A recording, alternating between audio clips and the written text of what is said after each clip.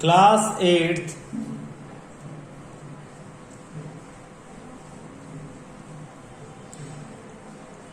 Factorisation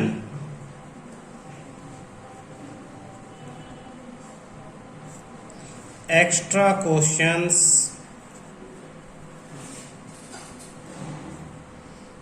first आपके पास है फैक्टराइज करना आपको x² प्लस 5x प्लस 6। तो हम लिखेंगे x² प्लस x के साथ जो भी नंबर है इसकी जगह एक थोड़ा सा बड़ा ब्रैकेट बाहर x प्लस 6। ये जो 6 है इसके फैक्टर करेंगे हम प्राइम फैक्टर 2 3 जा 6 3 1 जा 3। अब इन फैक्टर को दो पेयर में ऐसे डिवाइड अलग अलग कर लेंगे जैसे 2 और 3, जिन्हें प्लस करने से या माइनस करने से यही नंबर आए। तो 2 और 3 हो गया। मैं यहाँ लिखूंगा 2 प्लस 3 लिखूंगा। तो ये जो 5 है इसके फैक्टर मैंने किए 2 प्लस 3। 5 को देखो 4 प्लस 1 भी लिख सकते हैं, लेकिन क्या 4 प्लस 1 करने से उन दोनों का आपस में मल्टीप्लाई करेंगे तो 6 नहीं होगा, 6 होना चाहिए। इस तरह से हमें इसके फैक्टर करने हैं। अब हम इसे एक्सपेंड करेंगे x² as it is plus ये x ब्रैकेट के बाद था अंदर दोनों से मल्टीप्लाई हो जाएगा तो 2x प्लस 3x प्लस 6। यानी फैक्टर कर दिए 5x के जगह 2x प्लस 3x लिख दिया, बाकी एज इट इज। अब फर्स्ट दो और लास्ट दो के पेयर बना ले। फर्स्ट दो में क्या कॉमन आ रहा है? इन दोनों में x कॉमन है तो x में बाहर ले लूंगा। फिर अंदर बचा मेरे पास x प्लस इसमें से x गया तो 2। इन दोनों में प्लस, दोनों में क्या कॉमन है? 3 कॉमन है। 3x को 3 बाहर चला जाएगा x, और 6 को 3 से डिवाइड करेंगे तो 2 बचेगा हमारे पास। देखो डिवाइड करेंगे, कॉमन क्या मतलब डिवाइड करना है। ये नहीं कि 6 में से 3 माइनस करके 3 लिख दो। 6 डिवाइड बाय 3 2। हमेशा ये दोनों ब्रैकेट एक जैसे होने चाहिए, ये और ये। तो दोनों ब्रैकेटों को एक साथ लिखो। एक x प्लस 2 कॉमन ले लिया, बाकी क्या बचा? मैंने दोनों में से x प्लस 2 कॉमन ले लिया तो फर्स्ट में x प्लस 2 कॉमन जाने के बाद क्या बचा? x बचता है, x लिख लिया और बाद में ये प्लस का साइन देखो ये बचेगा और फिर ये 3, और यही मेरा आंसर है। मैंने क्या किया? x² प्लस 5x प्लस 6 में से 5x के फैक्टर किए 2x और 3x। दोनों को प्लस करने से 5 और दोनों को मल्टीप्लाई करने से वही आना चाहिए जो फर्स्ट और लास्ट को मल्टीप्लाई करने से आता है। देखो फर्स्ट क्या है? x² और लास्ट क्या है? 6। दोनों को मल्टीप्लाई किया 6x² आया। 5x के दो फैक्टर किए 2x और 3x, दोनों को मल्टीप्लाई किया तो 2 3 जा 6, x into x x²। Same आना चाहिए। फैक्टर इस तरह से करोगे तभी आगे क्वेश्चन होगा। फिर फर्स्ट दो में से जो कॉमन था निकाल लिया, लास्ट दो में से जो कॉमन था निकाल लिया। हमेशा कॉमन निकालने के बाद आपका सेम ब्रैकेट होना चाहिए। अगर हो रहा है तो सही है, अदरवाइज गलत है। फिर जो ब्रैकेट एक जैसे थे उसे एक बार ले लिया, बाकी जो बचा उसे अलग से लिख लिया। तो इस तरह से ये फैक्टराइजेशन आपका हो गया है। Second question, y² plus 10y plus 24। धीरे धीरे प्रैक्टिस से तुम्हें समझ में आ जाएगा। 6 और 4, 24 के फैक्टर 6 और 4 दोनों को प्लस करेंगे तो 10 और मल्टीप्लाई करेंगे तो 24। मैं सीधा आंसर लिख रहा हूँ x प्लस 6 और x प्लस 4। तुम्हें धीरे धीरे मैं सीधा आंसर निकालना सिखाऊंगा। अभी तो मेथड समझो कैसे करेंगे। y² as it is plus 24 के फैक्टर करके देखेंगे। 2 1 जा 2, 2 2 जा 4, फिर 2 से 2 6 जा 12, फिर 2 से 2 3 जा, फिर 3 से 3 1 जा। हम 2 और 2 4 ले लेंगे और 2 3 जा 6 लेंगे। तो 10 की जगह मैं 4 प्लस 6 y करूंगा और प्लस 24। क्यों? क्योंकि दोनों को मल्टीप्लाई करने से 24 और प्लस करने से 10 आता है। फिर मैं इस y को दोनों से मल्टीप्लाई करूंगा तो y² plus 4y plus 6y plus 24। फिर मैं क्या करूंगा? फर्स्ट दो में से y कॉमन लूंगा और ब्रैकेट में y प्लस 4 बचेगा, और इन दोनों में से 6 कॉमन ले लूंगा। यहाँ ब्रैकेट में y और यहाँ 4, क्योंकि 24 को 6 से डिवाइड करेंगे तो 4। चेक करो दोनों ब्रैकेट एक जैसे सही आए हैं, बिल्कुल सही आए हैं। तो बाकी क्या बचा? y प्लस 4 एक साथ, और बाकी जो बचता y प्लस 6 वो दूसरे ब्रैकेट में। अच्छा ये दोनों मल्टीप्लाई हो रहे हैं तो आगे पीछे लिख दो, कोई फर्क नहीं पड़ता। ये वही आंसर है जो मैंने शुरू में इसे देखते ही लिख दिया था।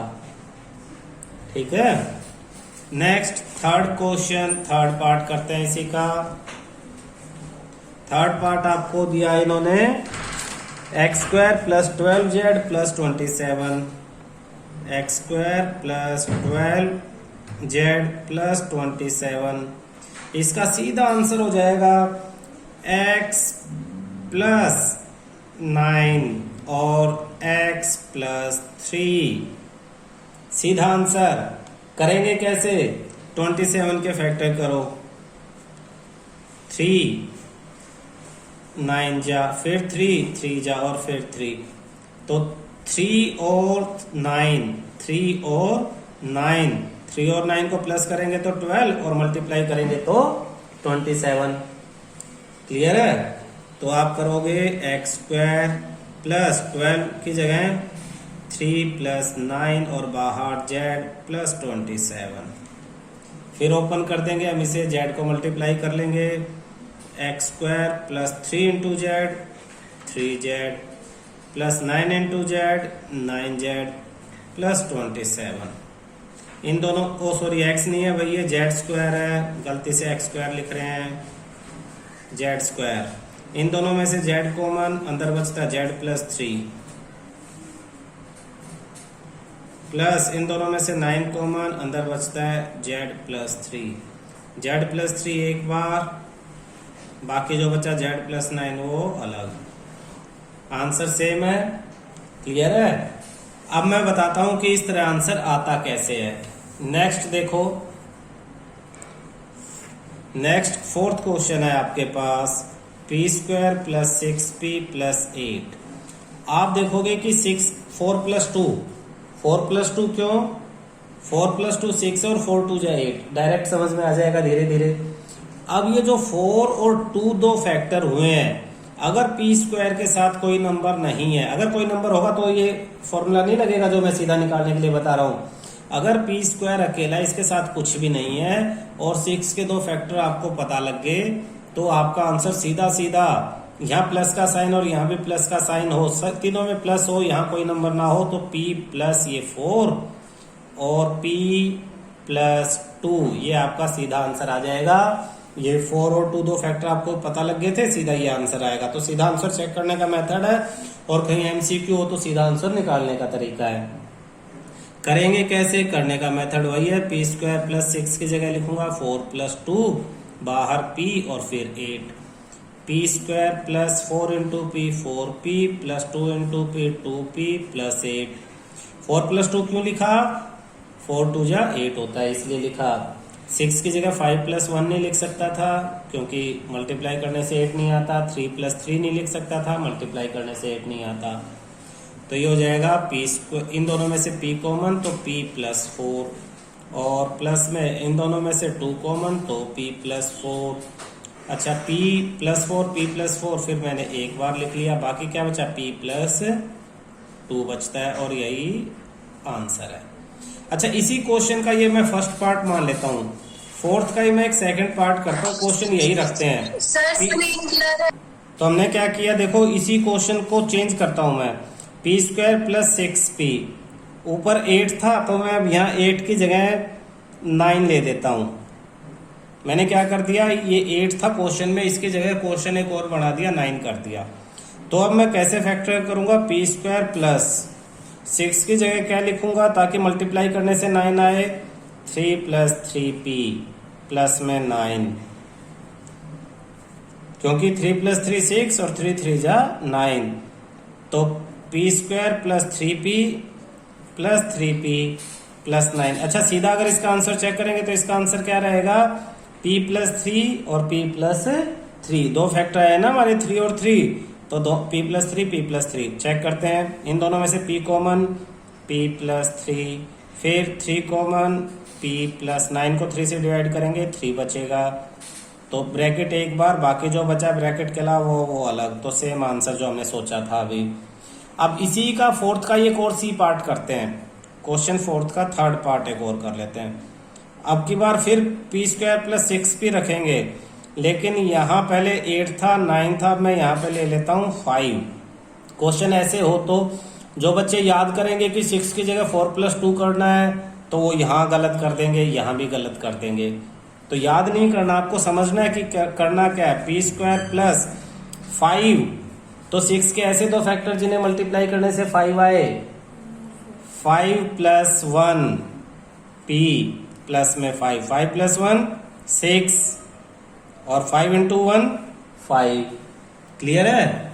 अब फैक्ट ओपन कर लेंगे, p² प्लस, अच्छा इसका आंसर क्या आएगा देखना। 5 प्लस 1 दो फैक्टर किए ना हमने, तो आंसर आएगा p प्लस 5 और p प्लस 1। आगे पीछे हो सकते हैं, ये पहले ये बाद में, उससे फर्क नहीं पड़ता। इसका आंसर 3 और 3 फैक्टर किए थे हमने, तो p प्लस 3 और p प्लस 3 डायरेक्ट आंसर। पर करके ऐसे दिखाना है पेपर में, और ये आंसर तभी डायरेक्ट सेट होगा तब आगे वाले के साथ कोई नंबर ना लिखा हो। आगे क्वेश्चन ऐसे भी आएंगे, इनके साथ भी नंबर लिखा होगा। तो 5 into P plus 1 into P plus 5, पहले दो में से और लास्ट के दो में से, पहले दो में से p कॉमन तो p प्लस 5, लास्ट के दो में कुछ कॉमन नहीं है, 1 ले लो बाहर, तो अंदर बचता है p प्लस 5। दोनों ब्रैकेट एक जैसे तो p प्लस 5, बाकी p प्लस 1 आपका ये आंसर आ गया है। क्लियर है। फिफ्थ,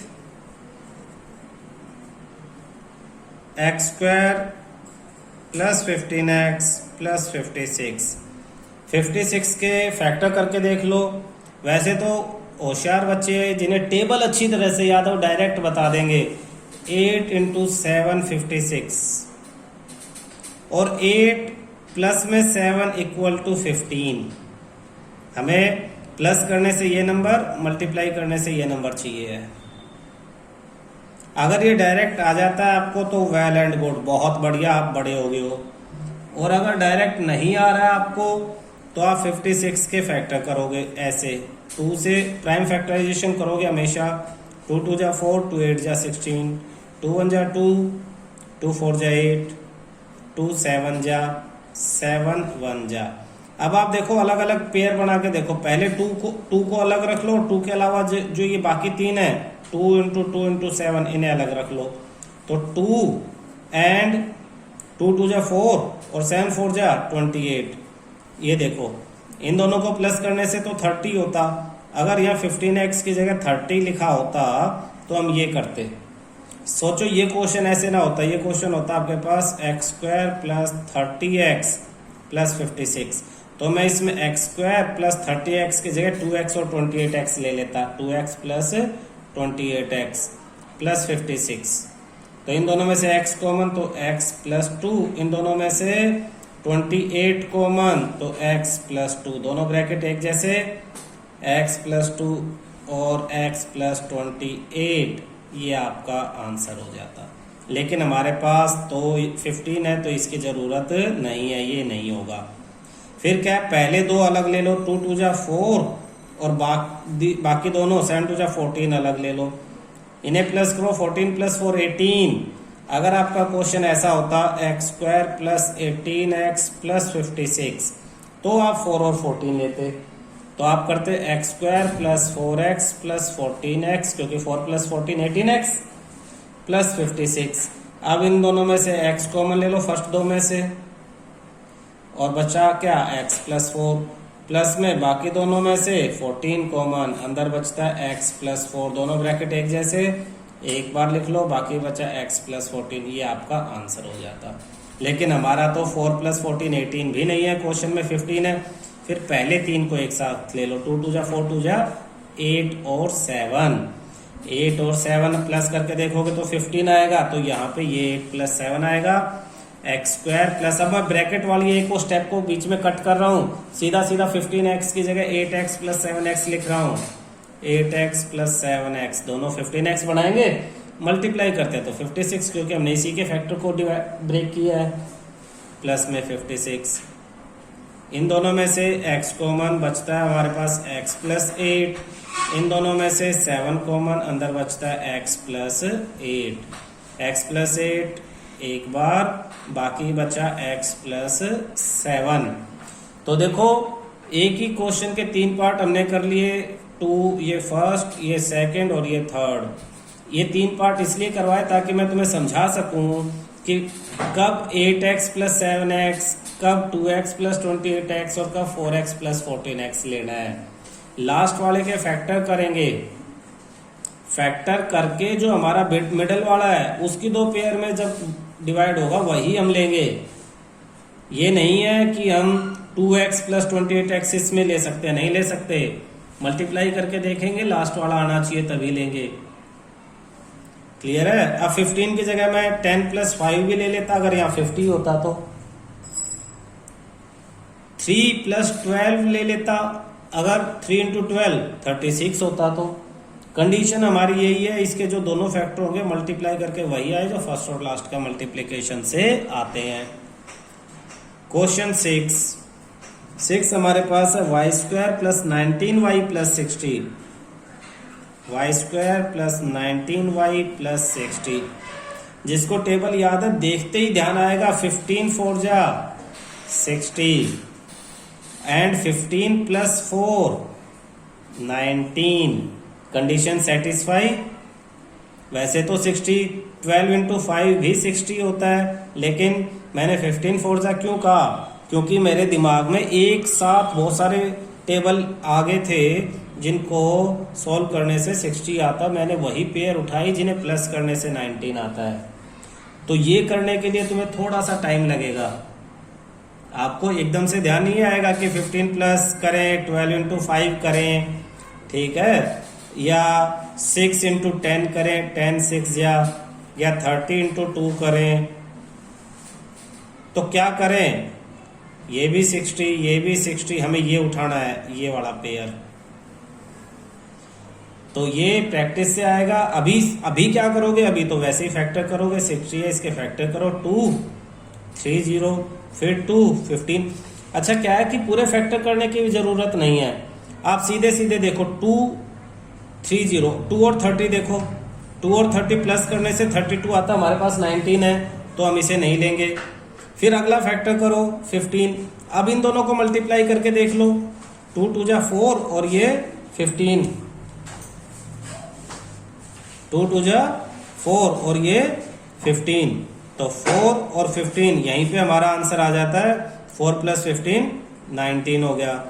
तो y square plus 4y plus 15y plus 60, इन दोनों की पेयर और इन दोनों की पेयर, y कॉमन इन दोनों में से, y प्लस 4 और प्लस में 15 इन दोनों में से, y प्लस 4। y प्लस 4 एक बार लिख लिया, बाकी बचता है y प्लस 15, वो अलग लिख लिया और यही हमारा आंसर हो गया। Question 7 x square plus 13x plus 40। अब 13 8 इंटू 5 40 और 8 प्लस 5 13। क्लियर? पर फैक्टराइजेशन से 40 के फैक्टर करो, पहले 2 करो 22 और 20 22, हमें चाहिए 13 नहीं। अगला करो 10, 2 2 जा 4 और 10, 4 प्लस 10 14, भाई 2 2 जा 4 और 10 14, हमें तो 13 चाहिए तो ये भी कैंसिल। नेक्स्ट करो 2 5, 2 2 जा 4 2 जा 8, 8 और 5 13, ये आ गया है। ये सबसे बेस्ट मेथड है, आप हर एक पेयर के साथ इस तरह से चेक करके कर सकते हैं। तो 8 and 5 x square plus 8x plus 5x plus 40, तो इन दोनों में से x common, x plus 8 plus इन दोनों में से 5 कॉमन, बचता है x प्लस 40 डिवाइड बाय 5 8, दोनों ब्रैकेट एक जैसे, x प्लस 8 लिख लिया, बाकी बचता है x प्लस 5, ये आपका आंसर है। 8th Q square minus 10q plus 21। अलग क्वेश्चन है, इसमें माइनस आ गया, अब तक सब में प्लस आ रहा था, इसमें आ गया माइनस, बिल्कुल अलग क्वेश्चन है, देखना ध्यान से। करेंगे वैसे ही 21 के फैक्टर 3 7 जा, बिल्कुल सही, 3 और 7 3 और 7 प्लस करने से 10, मल्टीप्लाई करने से 21, लेकिन इसमें ब्रैकेट यूज करना पड़ेगा, इसे बिना ब्रैकेट डायरेक्ट नहीं लिखेंगे हम। यानी क्यू स्क्वायर माइनस 10 की जगह ब्रैकेट लगाओ, बाहर क्यू फिर 21, तो 10 की जगह क्या लिखेंगे 3 और 7, 3 प्लस 7। अब ब्रैकेट ओपन करेंगे, Q square minus 3 into Q 3 Q. जब ब्रैकेट ओपन करेंगे तो minus plus minus 7 into Q 7 Q plus 21। आप देखो -3 -7 -10 होता है। जब आप प्रैक्टिस से सीख जाओगे तो ये स्टेप फिर आप गायब कर सकोगे, -10 की जगह -3 -7 लिखोगे। अदरवाइज आप ब्रैकेट यूज करके करो, गलतियां नहीं होंगी। फिर इन दोनों में से क्या कॉमन है, क्यू कॉमन है, अंदर बचता है क्यू -3। इन दोनों में से -7 कॉमन है, अंदर क्यू प्लस में से माइनस कॉमन हुआ तो -21 से 7 डिवाइड हुआ तो 3।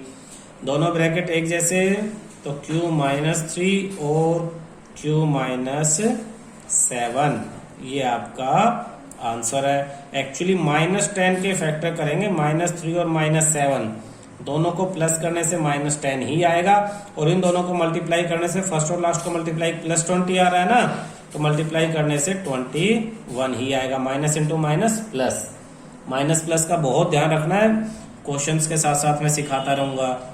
क्वेश्चन 9 आपके पास p square plus 6p minus 16, p square plus 6p minus 16, 16 के फैक्टर। अब 16 के सामने माइनस है, इस क्वेश्चन में 10 के सामने था।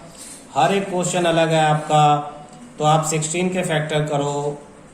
देखो 2 से 8, अब आप ध्यान दो 2 और 8 प्लस करने से 10 होता है, लेकिन माइनस करने से तो 6 होता है।